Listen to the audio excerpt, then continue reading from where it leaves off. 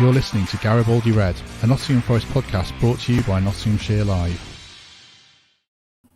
Hello and welcome to Garibaldi Red, the Nottingham Forest podcast from Nottinghamshire Live. My name is Matt Davies, hosting as normal, and today is our big season preview and array of terrible predictions to follow in the next hour.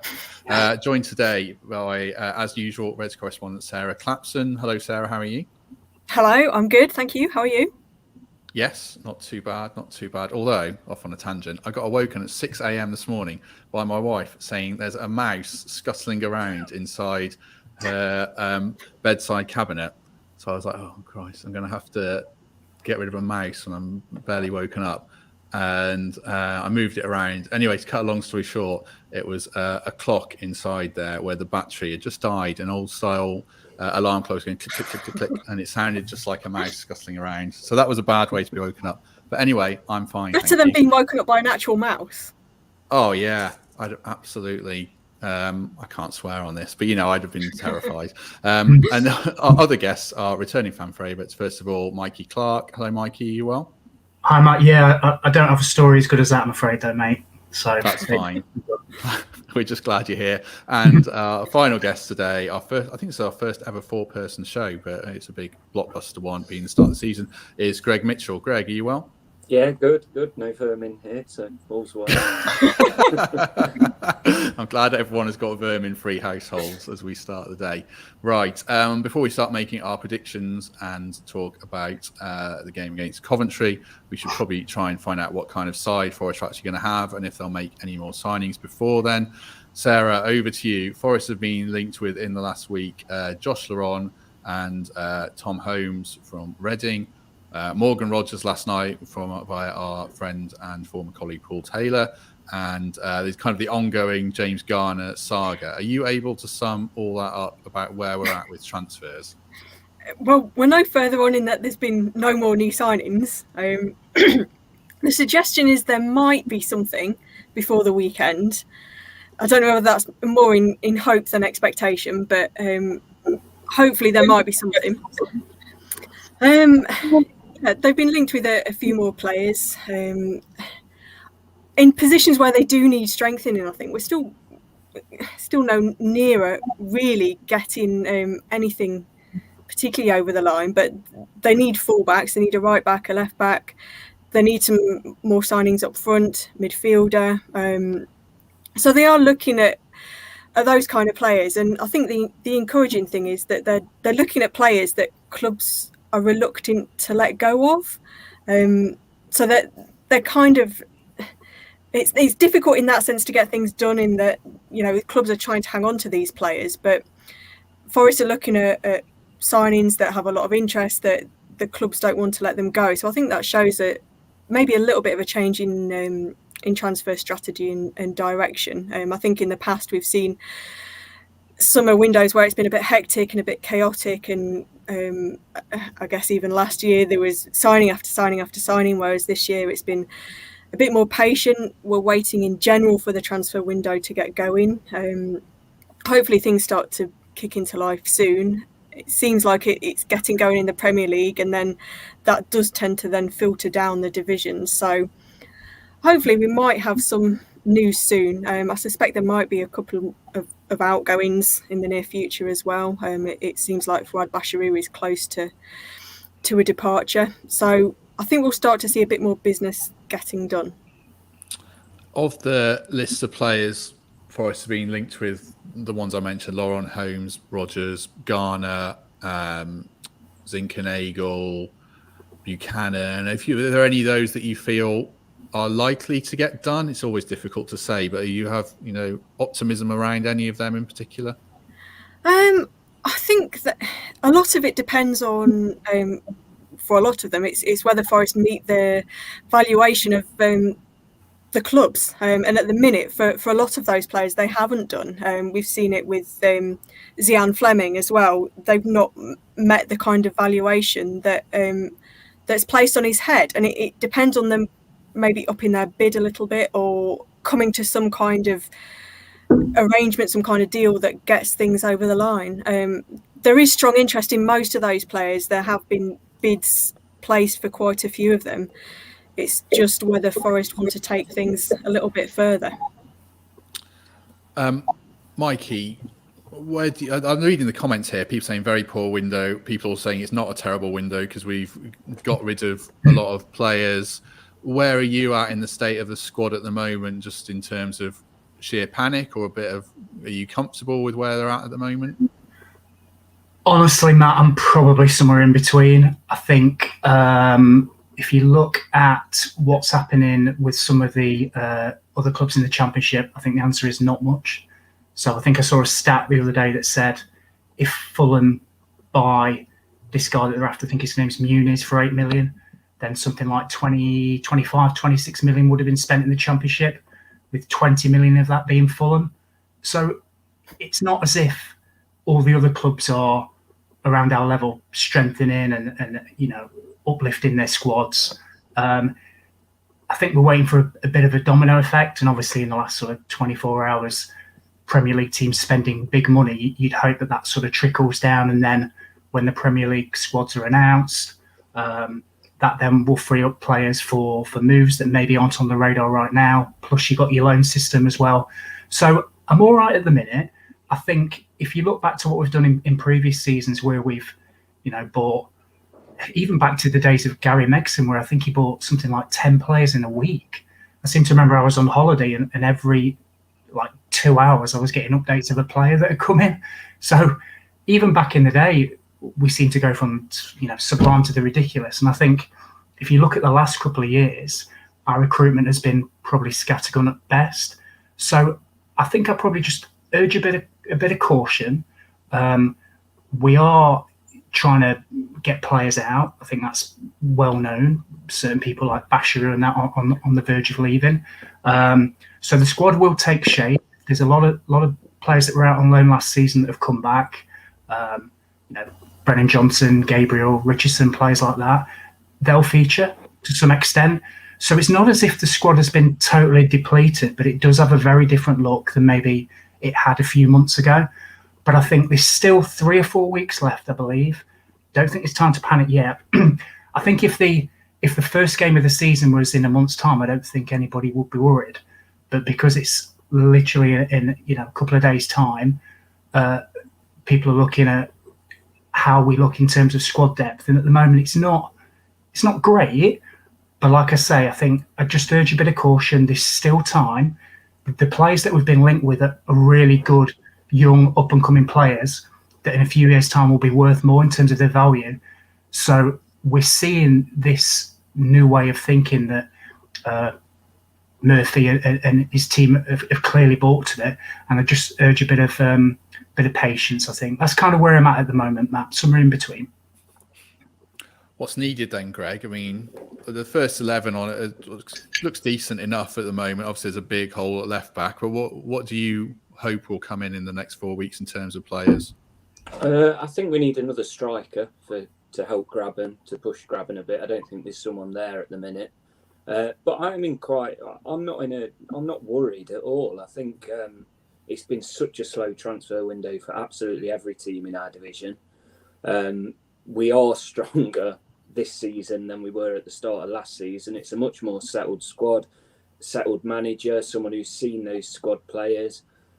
We've got players like Carvalho and Johnson hopefully going to be in the mix. That's going to only benefit Grabban. Grabban's a brilliant striker. He had an off season last season, but most our players did. I think we have a strong start and we'll be okay, and we'll pick up some of these Premier League loanees. I know we will. We always do.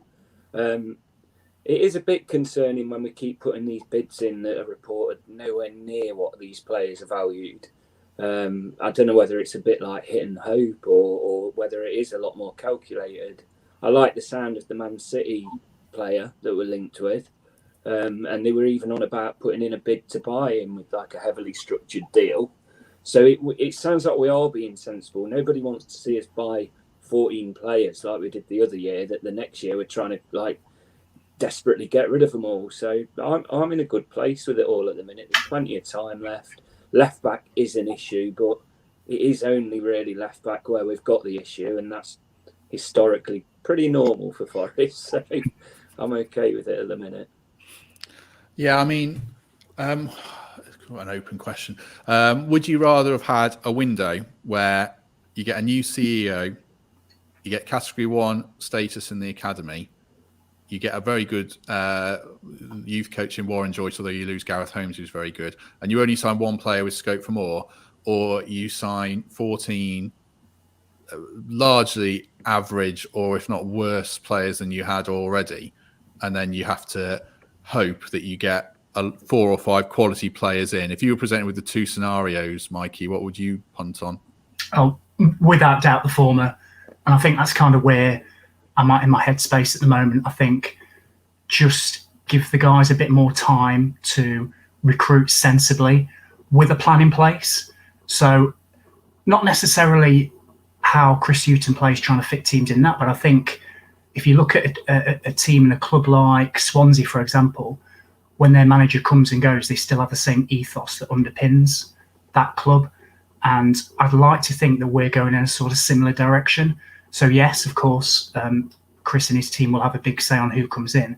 But even if, like at Forest, we do have a change of manager at some point in time, I'd like to think that this thought process doesn't stop, so that we are constantly building around a good spine of youthful, energetic players with a good sell-on value. And that takes time. You know, like what you were saying, Matt, your second option just sounds awful when you put it that way. But that was the way that we were operating as norm for numerous years.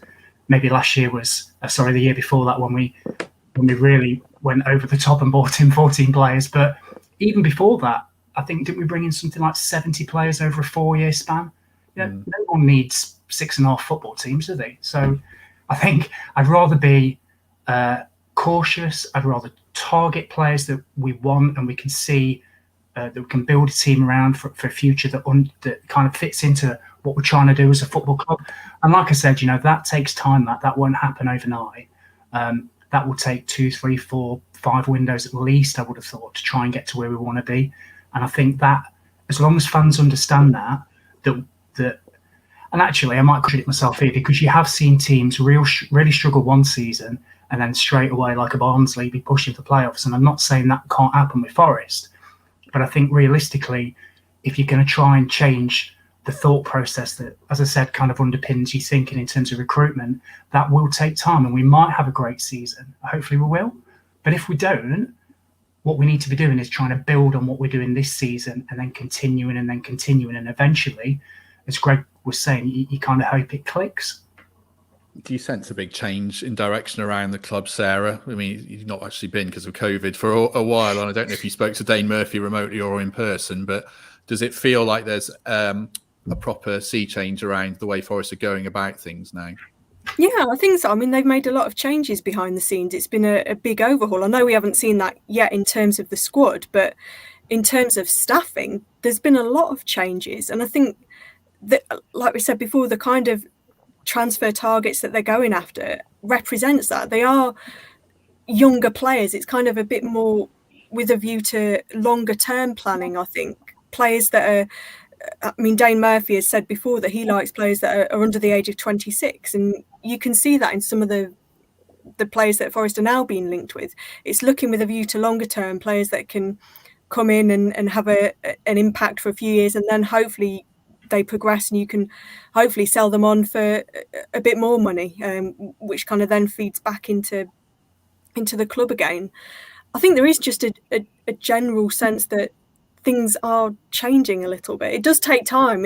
That kind of thing doesn't happen overnight. It takes a while for these kind of things to click. But the addition of Dane Murphy, I think, is a big thing this summer. I really feel that he can have hopefully a big impact. And I know we haven't seen the signings that perhaps people would have liked, but also, so far, they haven't lost anybody in the likes of Joe Worrell or Brennan Johnson. They've managed to keep those players, and hopefully that stays the same until the end of the window. I'm sure that there will be more interest and probably more speculation and, you know, probably bids come in for them. But at the minute, they've managed to hold on to those players, and that's a good sign as well.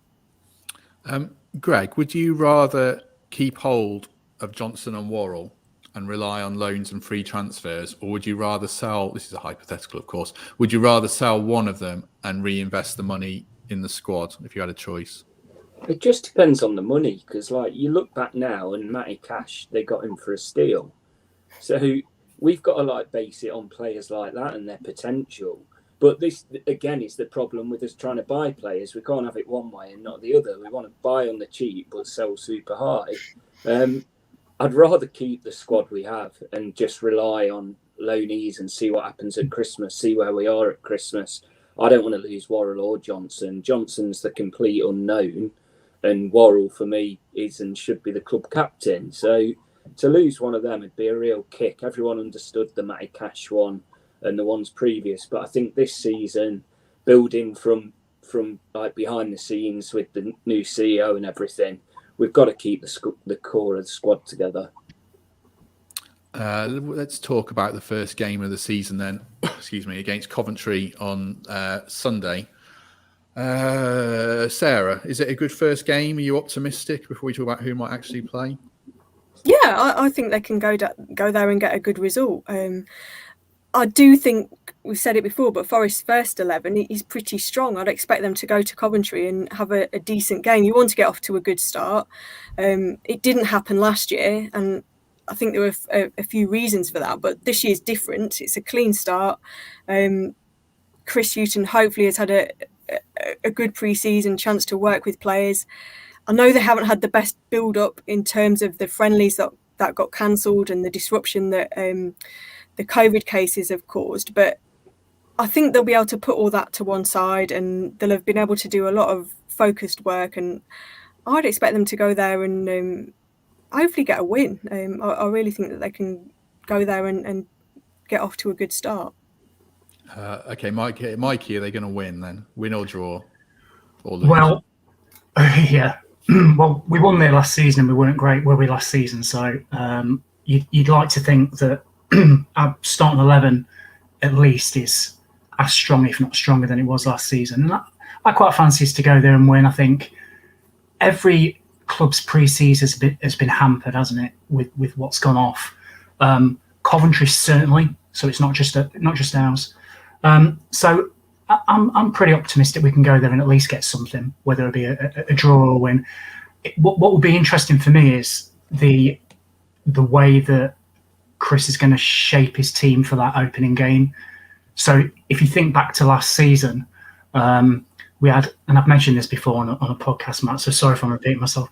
We had Cafu playing number 10, which I just put my head in my hands when that happens, because no disrespect to Cafu, you're almost setting your stall out of what type of game it's going to be, because he's going to drop back. You're basically going to play with a 5 in midfield, try and nick it 1-0. I'd like to see us be a bit more adventurous from the get-go on Sunday. So if Cafu's going to play, that's fine, but play him in front of the back four with a Ryan Yates perhaps, and then have those three that all have attacking intent behind them. And I know we might talk about this in a bit, Matt, so I don't want to sort of preempt it. But the starting lineup is a big thing for me, because that's almost like, where's the mindset to start the season? We're not playing catch up. We're not trying to hold a lead or anything like that. This is set in stone what we're going to be about, on a game that, let's be honest, we probably should go and win. So I'm pretty optimistic. Before we talk about starting 11, Greg, let you have a quick say. I mean, firstly, do you think they'll win or draw? And secondly, would you rather them go out to be hard to beat and get a draw, or would you rather they went at Coventry and risk losing? I'd start the season as you mean to go on. The only way you go up is go at teams. We've got to go for them. I think it's a great fixture to start with, although it's away from home. But what a statement to win away from home first game and go from there. We had a terrible start last season. Cost the manager his job, but we've just got to go for it and see what happens. We've got some exciting players. We've got some exciting young players and players that haven't been with us for a season or so. So go for them. But they're not a poor team. I think they're better than they were last season. There's always that dread of the ex-Forest player having a stormer like always. And, it'll be a nervy game, but there's going to be a massive following from our lot. And I really think we could get the win. let's talk about the starting 11. Like Mikey says, it is important and it's very interesting. This isn't great audio, but does anyone think Horvath will start, or will it be Samba in goal? Everyone's shaking their head. It's going to be Samba in goal, isn't it? That's fine. That's good. Right, let's move on. Left back, Sarah, will it be Mbe-So at left back, or will they go with Richardson or Colback or someone out left field? Yeah, I think it's going to be Mbe-So, unless by some miracle they manage to get someone in before then. But I think it'll be Mbe-So at left back. Is that all right? Is that terrible? What do you think? I think he did okay. I think going forward, he's not the best. You can tell that he's a centre back playing at left back, but defensively he's pretty solid, and that's the most important thing for me. So I think he's all right. For as long as it's a temporary kind of solution, I don't think it's a bad one. So I guess the rest of the back four picks itself in Gabriel, McKenna, Worrell. In midfield, you mentioned Cafu there, Mikey. I mean, would you rather see Cafu or Colback? I assume Yates is going to play because Yates is, a regular. Who would you prefer to there, Mikey? I would rather see Jack Colback there. You'll be no surprise with that answer. I was reminded the other day that Colback has played left back before, hasn't he? I think Martin O'Neill played in there earlier in his career. So I guess thinking in terms of how the game may play out, if you do start Colback in midfield and things don't go according to plan at left back, you could always shift him there and not necessarily have to use one of your subs to change a defensive position. But that's just the kind of pragmatist in me thinking, let's hope it doesn't end up like that and we've got no issues at the back. So yeah, I think I'd start Colback and Yates, predominantly because I think they're better defensively. I think they're pretty decent on the ball, although Cafu's pretty decent on the ball too. I quite like the look of that young lad Forner, but he's not going to be thrown in at this stage. But when I've seen him, he was at Plymouth, wasn't he, last season? He did he did all right there. So wouldn't surprise me if he's there or thereabouts. But no, I think Colback and Yates will start there, and I think that will allow the three in front of him, fingers crossed, to be a more sort of attacking intent. Yeah, the three in front of him is probably where most of the interest lies. I mean, Greg, you're a Carvalho fan. There's probably four players there: Carvalho, Lolly, Myton, and Johnson for three places. Who do you want to get the three spots, and who do you think is the one who misses out realistically? I'll answer this the wrong way around, but I don't think Myton and Johnson start one or the other just because of their age. It's a big old game to start both young players with. If Joe Lolly's fit again, he's going to be a different player than he has been the last couple of seasons. He's had some bad injuries and injuries that he's played through, and if he's had a strong pre-season, I know it's hard with the lack of games, but he could be like a new player. So if he's fully fit, you play him. And I'd start Carvalho, but I don't think Carvalho starts. I think he'll start on the bench. I honestly don't know, to be honest. It's good to have the options, isn't it? And whatever he starts, the majority of the crowd's going to moan about it anyway. So because we all know better. It's a tough one, but it's exciting. It's an exciting position, and luckily we've got a lot of players for it. Who misses out, Sarah? Do you think it's going to be Carvalho? I think it might be Carvalho that misses out. Just based on how it's gone in pre-season, I think Brennan Johnson and Alex Myton have both looked really good.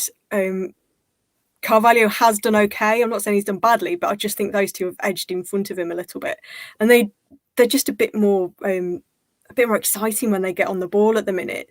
Carvalho has that in him, and he's great at popping up with these little moments of magic. But I think Brennan Johnson and Alex Myton offer a little bit more over the course of the 90 minutes right now. So it would be Myton, Johnson and Lolly for me, and Carvalho on the bench. Yeah, me as well. I agree. Mikey, what do you think? I mean, I like Johnson as a number 10. I like him more as a right winger in time, but as it stands now, that's what I'd go with. What about you? Yeah, I wouldn't disagree with any of that, to be honest. I think that's the way it'll go. I also think that if we're chasing the game, Carvalho is a great option to bring on somebody who can thread that defence splitting pass. And of course, Johnson can move potentially to one of the side inside forward areas. So I think he played there for Lincoln, didn't he, rather than as a number 10, or kind of switch between the two. So as Greg was saying, it's quite good actually. There is some options, and I think one thing maybe to shout out at this point is Joe Lolly. You know, he had a truncated season last season. He's looked, by all accounts, and I know we've had a sort of stuttering pre-season, but from what I've seen of it, he's looking like he's almost getting back to himself. So he could be massive, and he can also play in that number 10 role. So they can switch him around, and they can be as fluid as they want to be. But yeah, I think he'll go with Johnson, Mighton, and Lolly to start in that 3. Yeah, I think so. I think Jordan Gabriel's going to be really important because obviously if it's Mbe, so he's not going to bomb on and he's not going to give any attacking support to Mighton. So I think they need Gabriel to play not like Matty Cash because he's not Matty Cash, but you know what I mean, overlapping and giving Lolly some support and trying to free Lolly up to get at Coventry. Otherwise, I do fear we're going to be watching 8 men behind the ball or 9 men behind the ball, desperately hoping Graben can do something, assuming it's Graben up front. Does anyone think Taylor's going to start up front or will it be Graben? No, I think it'll be Graben.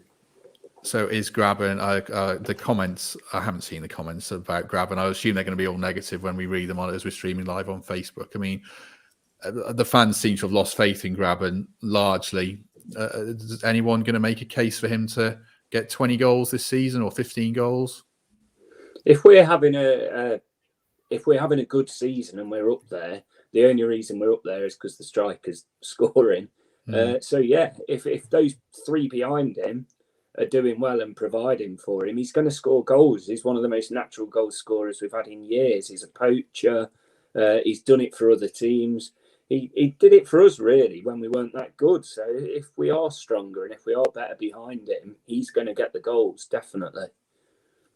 What about Lyle Taylor? I'll ask Sarah, because Mikey's got... Actually, Mikey, do you want to talk about Lyle Taylor? You've got... Are you sure? Yeah, go on, I'll let you loose on Lyle Taylor. Is there a road back for him? Well, before I answer that, Matt, I'll just go on to what Greg said quickly around Graben. I think he's 34 now, isn't he? But there's no doubt he is. If you give him chances, he will score goals. And I think we suffered as a team last season. We weren't creating anything. I think we had the fewest shots on target, second fewest goals. So yes, you know, the strikers take a fair proportion of blame for that, but you're only as good as the service that you get. And I think I'm hopeful that with a fully fit Lolly back, Mighton, Carvalho back in the fold, who can drift in and out of games, but when he's on it, he's on it. And of course, Brennan Johnson, that he'll get the chances. And like Greg says, you know, he's proven throughout his career he can score goals at this level. I guess my only worry is, and now I'll answer your question, Matt. My only worry is he's 34. Can he play 46 games plus cup competitions and not get injured? I think the season under Lamucci, we gambled on him not getting injured, and thankfully he kind of didn't.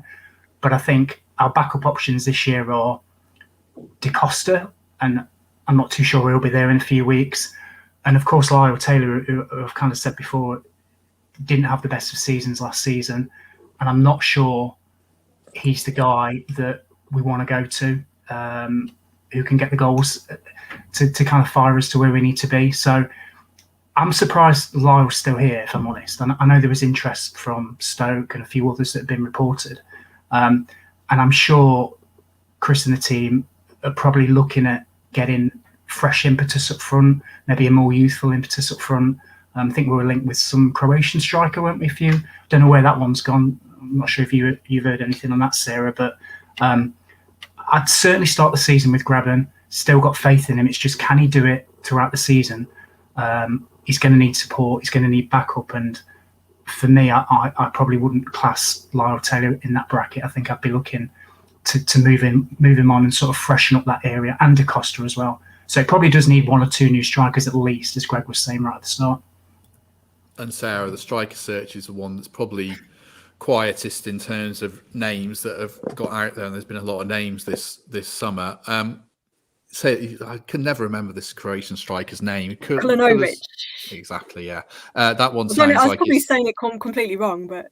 Well, he's probably not signing. It sounds like it's drifting, doesn't it? I mean, it's not looking overly promising on the striker search at the moment. But then, you know, Villa signed Danny Ings out of absolutely nowhere last night. So who knows? We would, you know, the whole media might be completely wrong, but it's fairly quiet on the striker front, isn't it?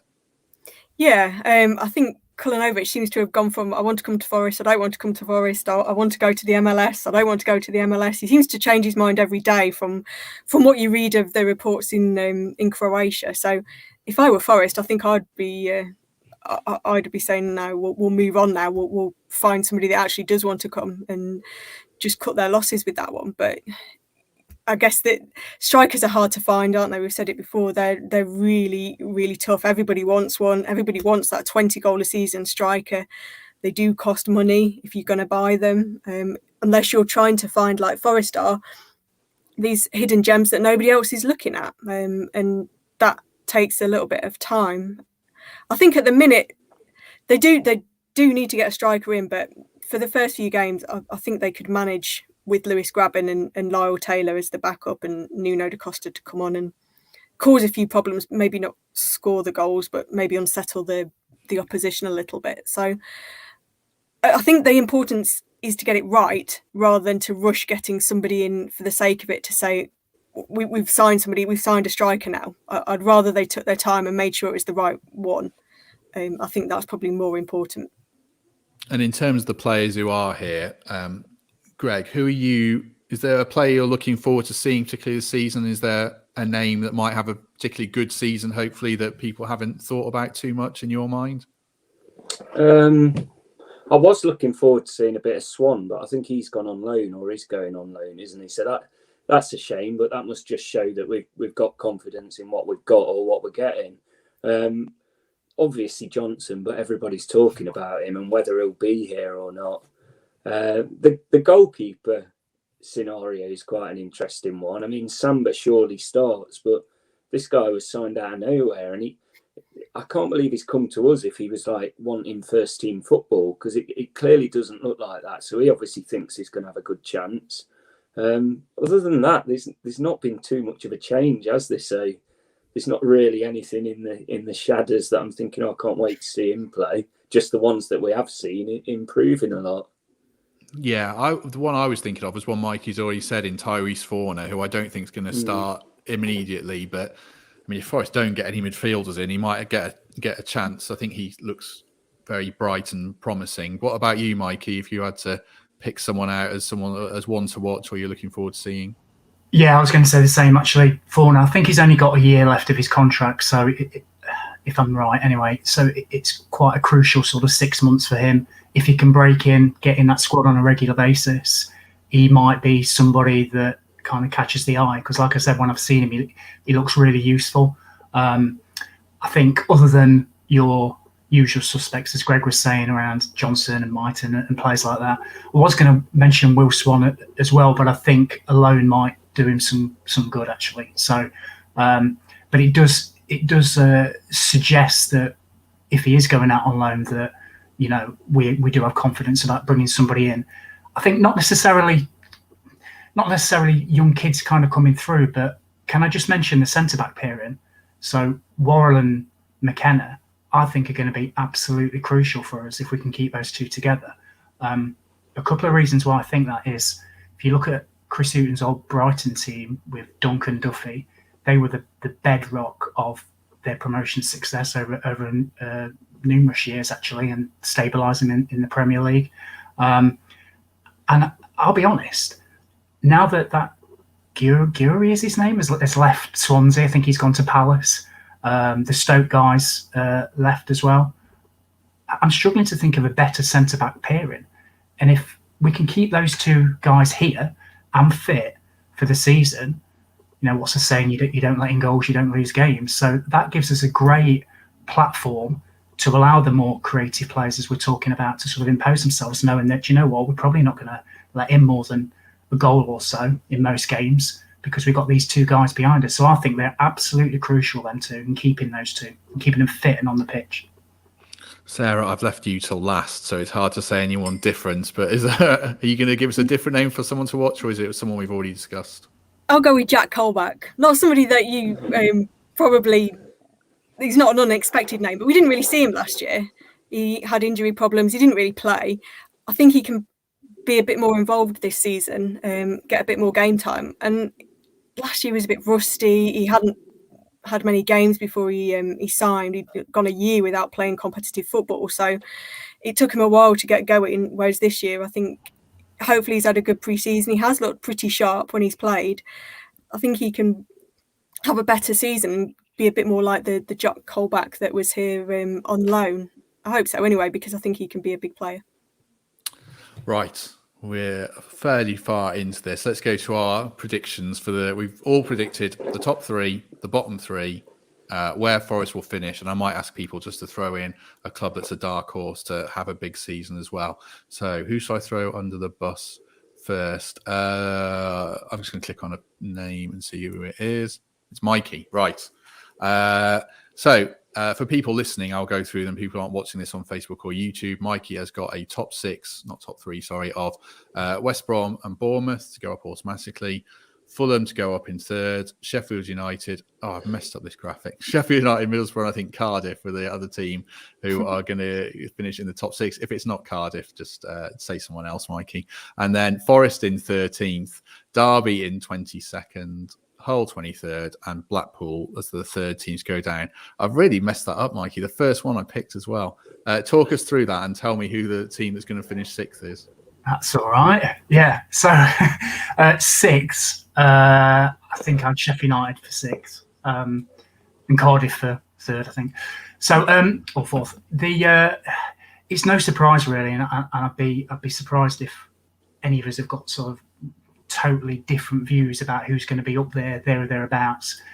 Parachute payments plays such a massive part in teams that can, realistically challenge for that top 6 place. Now, I mentioned earlier on about the spending in the Championship this season, and that 70-80% of it has come from one club that got relegated. So I don't expect that to change.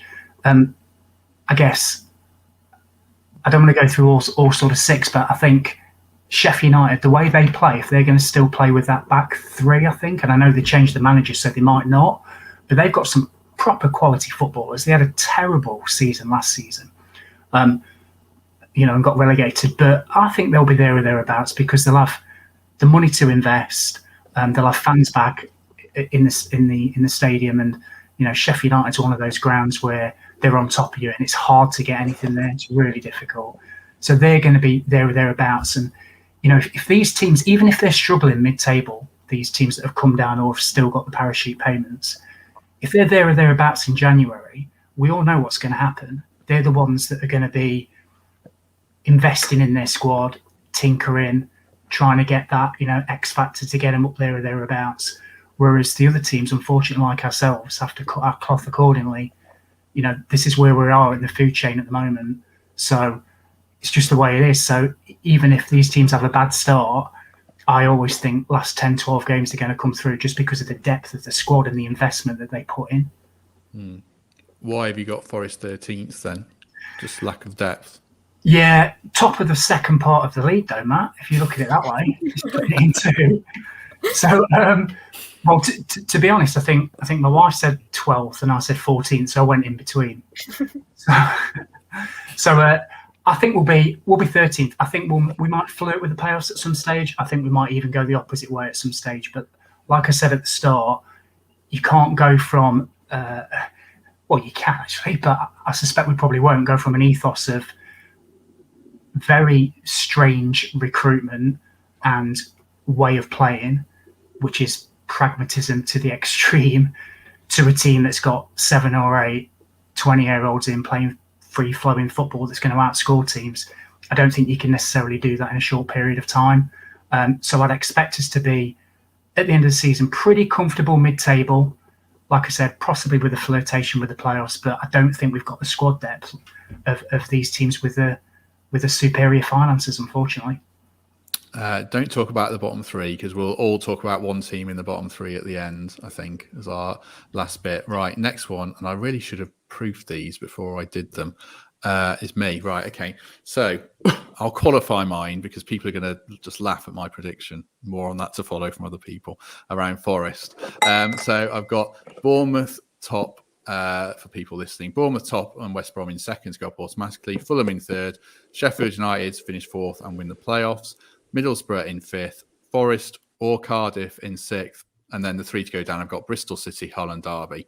I will just qualify the Forest prediction because my reasons for the other teams in the top 6 would be very similar to Mikey's with parachute payments and everything. So my prediction for Forest finish 6th is around them having a good end of the window now and getting some good quality players in. So it's more out of hope and expectation. But if they do get, Garner back, Lauren in, a striker in, and Morgan Rogers or something like that, if they get these players in, then I can see Forest finishing 6th because I think it's quite an open league this year.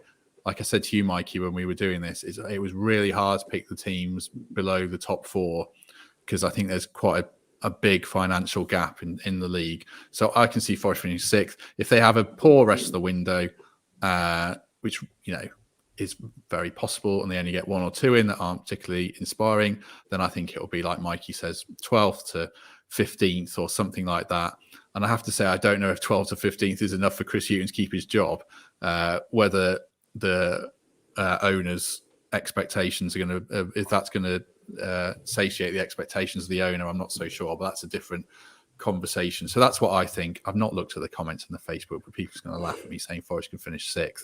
Oh, literally the first one I see is someone laughing. Spencer. Okay, that's fine. That's my pitch anyway. Have some hope, people. Right, who's next? Greg. Yes, they're laughing now. Greg's predictions for people who are listening. Right, I'll start. Yeah. I better just read them out for people who are listening, not watching. Fulham top, Middlesbrough second. A few people tipping Middlesbrough to have a good season in the Warnock. Bournemouth third, Forest 4th and winning the playoffs. West Brom 5th, Blackburn 6th, and then the bottom 3, Preston, Millwall and Derby. Right, Greg, go to it. Convince these very many doubting people watching along that Forest can win the playoffs. Well, Fulham will run away with it. I'm convinced of that. I think they're going to be a mile ahead from every other team. West Brom can't keep doing it. And change of manager, I can see him changing early on again. It not going right for them. Forest, that's a pessimistic pick for me. It's usually top 2. And 1 year I'm going to get it right. I think with the CEO and the way we're going to do things this season, it'll be a lot more savvy and we'll strengthen at the end of this window and we'll push on in the Christmas window. For me, it was just, and Blackburn in the top 6. There's always that one team that gets there that you don't expect. And I've seen that much news on Ben Brereton Diaz this year. He's gonna fire them into the top 6. But yeah, that's it for me. Right. People who are laughing at this, I mean, we will throw it back in people's faces if we're right, and we'll ignore it if we're wrong. I did look at last season's prediction. I think I WhatsApped you this a while ago, Greg, where I think all 3 of us had Forest to make the playoffs and 2 of us had Forest go up. But we did have Watford and Norwich to go up. I think everyone did, or Bournemouth. So we weren't too far wrong there. People are asking what you've been drinking, Greg. It's too early for that, I hope. It's not even lunchtime. It's squash. Just squash. That's good. Right. Sarah, you get to go last because I can't read on these thumbnails whose the names are, so that's just why it is. Sarah's predictions I'll read out for those listening once more. Fulham to win the league, West Brom to go up in 2nd, and Bournemouth to win the playoffs in 3rd. Cardiff 4th, Sheffield United 5th, Forest 6th, suffering more playoff misery. In that fact, they'd lose the semi-final there to Bournemouth, wouldn't they? That would be typical. And then the 3 to go down are Coventry, Blackpool, and Derby. Sarah, please mount your defence of why Forest is going to have a good season. I didn't know we was allowed to qualify it by saying if they have a good transfer window or not. That's the bonus of organising. That's because I'm organiser's privilege and host's privilege of doing that. Well, I'll back them to have a good transfer window anyway in the last few weeks and have a good. I just think Chris Hughton has this second season syndrome. He's got a good track record.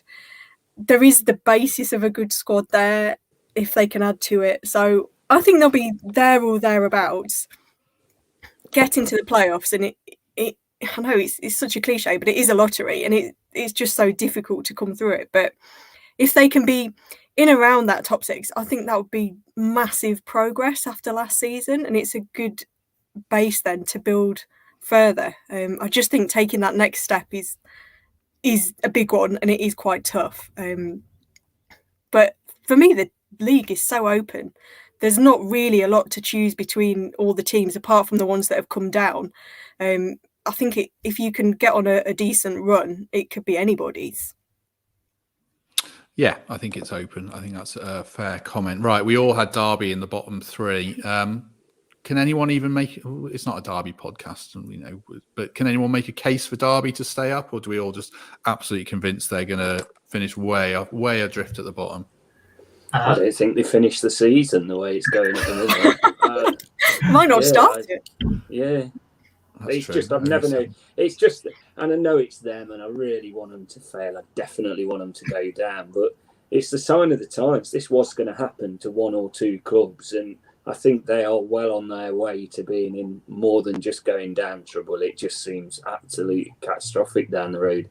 I'm loving it. I don't want to see anyone lose jobs, obviously, but I want to get them out this league because it's always us and them, isn't it? It's getting boring now, playing them twice a year and having the controversy. Let's get rid of them for 10 years or so and see what happens. 10 years. Wow. It is hard to get out of League One or League Two if you get relegated via administration. Yeah, certainly. Right. I think we shall leave it there. Thanks to everyone who watched along and told us how wrong we are in the comments. Here's a question quickly. Does my shirt look brown or blue on this screen? Brown. It looks green to me, but that just could just be me. Well, it's blue. It's a weird optical illusion. It's navy blue. Obviously, the shirt behind me is red, so it might be one of those weird Twitter video things that we can put out and it could go viral. But my shirt is definitely blue. It's not brown. Okay, what a weird ending to a note to end on. Right, thanks to everyone who watched along, and a quick plug for our Twitter account on Garibaldi Red. It's at Garibaldi Red _. So do give us a follow. And if you didn't laugh at our predictions too much, do give us a good 5-star rating on iTunes would be nice, and to like and subscribe on YouTube because you can get us pretty much anywhere. Right, Sarah, thank you very much. Thank you. Greg, thank you. Yep. Mikey, thank you. Thanks. I'll have some of what Greg's drinking. Second. It's squash. It's in a Trent Bridge. But it's It's vodka. It's vodka in it. Everyone, and no one believes my shirt is blue. It is. I promise people my shirt is blue. Right. Thank you very much, everyone. We'll be back on Monday with the return of Gary Birtles, the podcast, and someone else. Sarah, it might well be you. I haven't even been kind enough to ask you yet, but it might well be Sarah. Thanks very much, everyone, and we'll see you soon.